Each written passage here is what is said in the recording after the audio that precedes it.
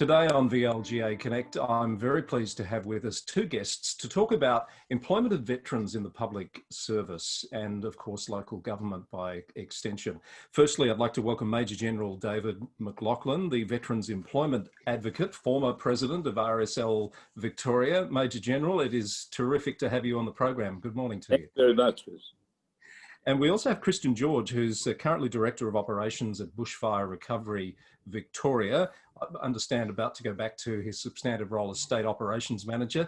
Busy role, I'm sure, Christian, at this time of the year as you're getting prepared. So we do appreciate your time as well. Yeah, thanks very much, and welcome the opportunity to chat about a very important subject, Chris. Indeed. So, Major General McLachlan, if I could start with you and perhaps a brief introduction of why this is a particular issue for focus for the Victorian Government at the moment. Well, we understand that there are about 5,500 people come out of the ADF each year. That's out of the three services. And about 10% of those come to live in Victoria, either for retirement or for education or to seek employment and so on. Many of those, of course, live in the city areas, and many of those go and live in the regional areas of Victoria. They have incredible skills. Many of them have got tertiary qualifications. Many of them have got trade qualifications, but notwithstanding the civilian equivalent of the qualification, they've got incredible experience, their training, their deployments, their resilience, their ability to work as a team, to see a program through to conclusion, to deliver an outcome. All of those sort of things are incredibly important when it comes to the public sector in delivering programs for government. And what we have wanted to do over that period of time is, it's a double-edged sword, really. We wanted to give the people coming out of the ADF the opportunity for employment in an environment not dissimilar to where they came from, but also for us to be able to get the skills that many of them bring into our forum. So we set a program initially for 250, and then we increased that up to 750. We are now at around about 618. A lot of those have gone into uniform for uniform type services, into the police force or into the corrections organisation or the fire. But there have been nearly 200 now go into the bureaucracy. And I think that that's an incredible achievement. But obviously that first target was met very quickly, hence you've lifted the bar there, and it's terrific to see that that's progressing so well. My understanding is that target is public sector, but would not necessarily include local government? No, it doesn't. It's purely the bureaucracy, the Victorian public sector, and the agencies immediately there with them, like the police and corrections. In that sense, anything that we get into the public, into the LGA environment, and there are 76 LGAs around in the state of Victoria, I am sure that we would very quickly, if they were available, pick up, sort of probably 152 into that if each LGA got two people, and they would be very beneficial. I read one of the case studies that's been published around examples of people who've come from the services into the public sector. And it struck me, one of them saying they wanted to work in a values-based organisation that was fast-paced with challenge and variety. And being a local government person of fairly long standing myself, that describes life in local government these days. Absolutely, yes. Yeah. Christian, if I can bring you into the conversation, just a brief word or two from you about your background and how you've come to be with Bushfire Recovery Victoria. Yeah, thanks, Chris. So I spent 15 years in the ADF with quite a few overseas postings and deployments. And I then, having a young family, decided it was time to settle at home. So I moved back to Victoria and in particular Melbourne. And for me, similar to a lot of veterans, I was looking for something that allowed me to transition my skills and apply the skills that I'd learned in the ADF. But most importantly, I had a desire to serve and give back to community.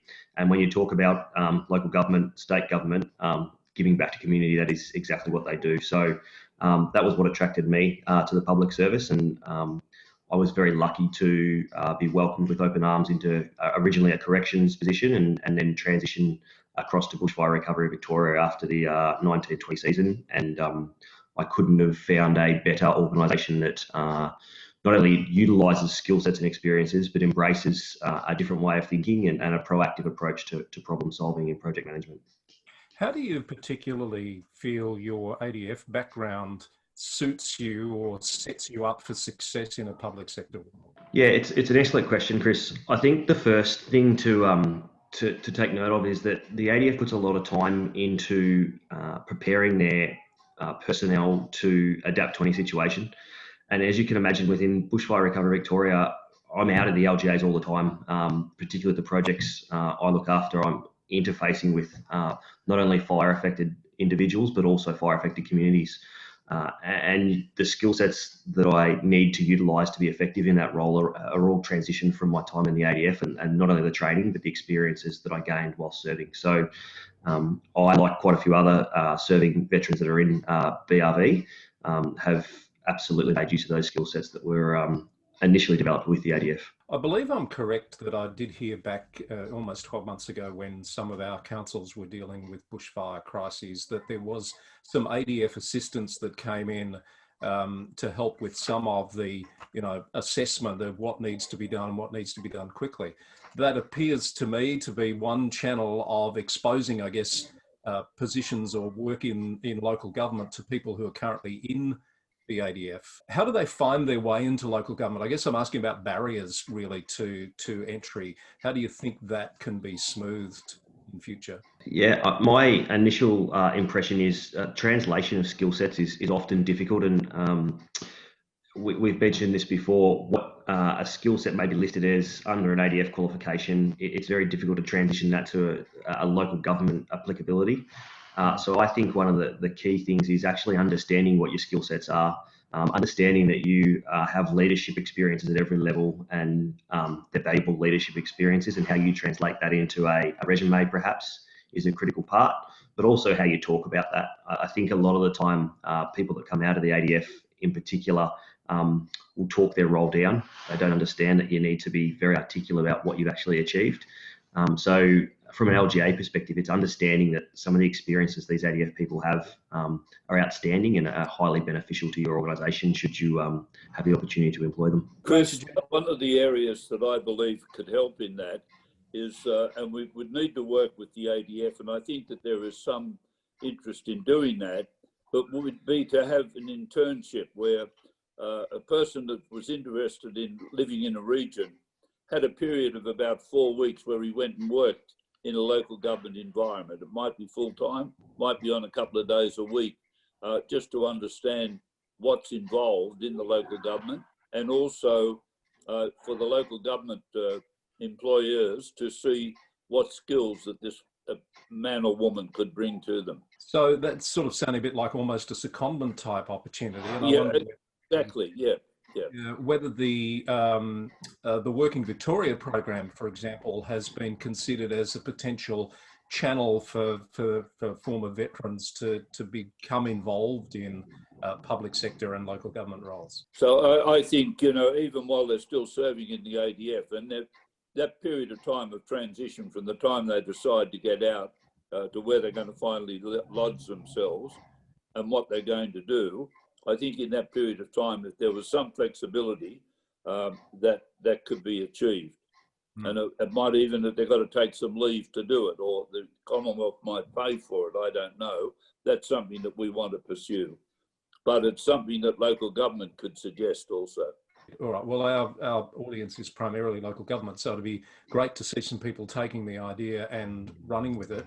I'm also interested in the leadership implications here. There's skill sets in a practical sense that are clearly very transferable into the public sector and into local government environments, etc. But it also occurs to me the people management side of things, which is always a challenging one to get the right mix.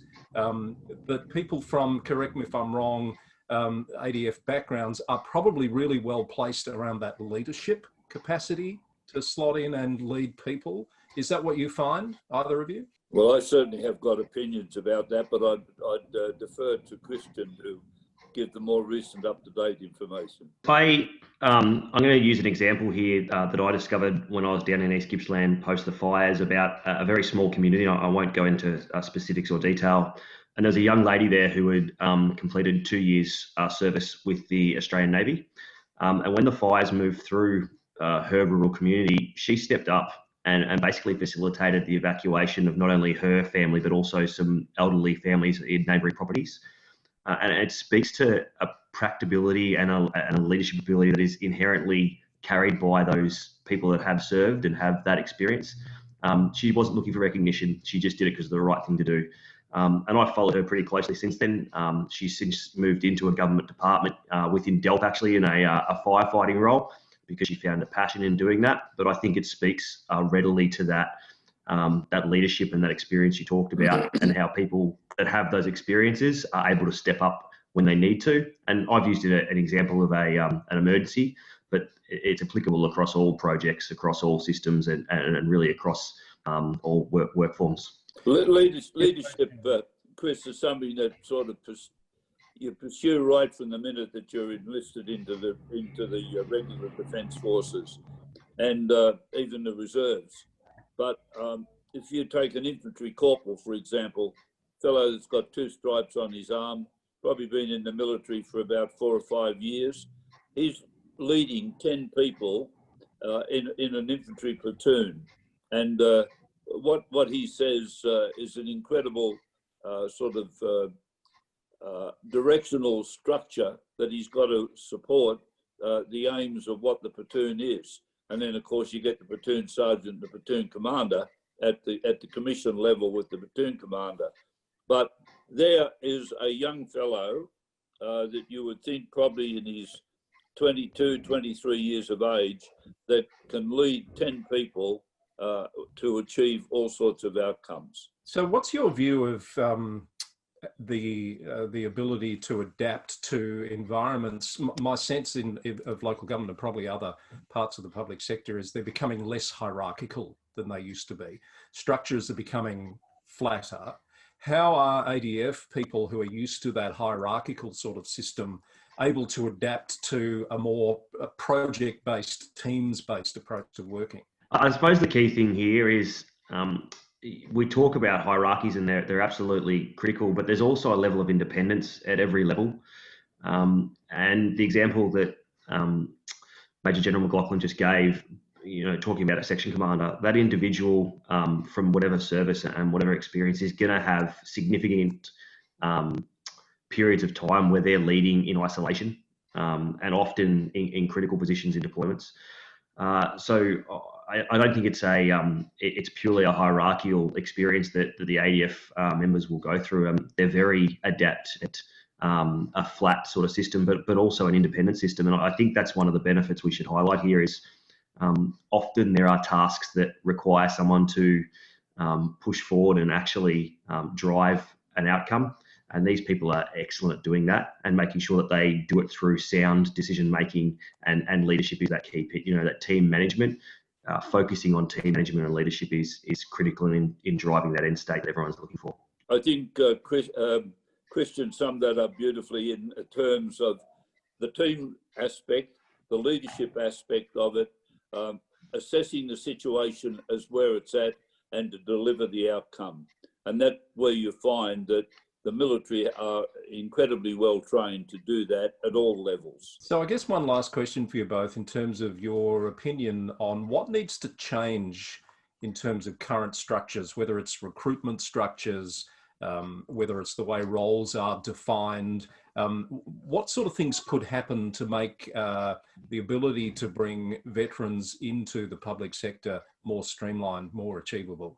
I guess to some extent, there's an element, I think, of fear in that people coming out of the ADF are yes sir, no sir, 3 bags full sir type thing, and you do it my way or don't do it at all.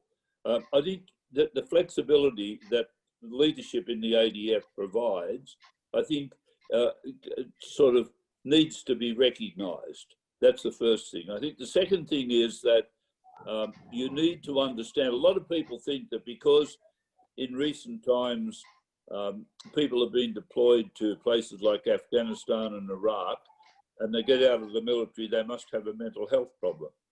Well, they haven't, because 92% of those 500 odd people that come into Victoria each year are fit and well, and everything that we have done to get them employment has been on their merit alone, not on any special deal for them.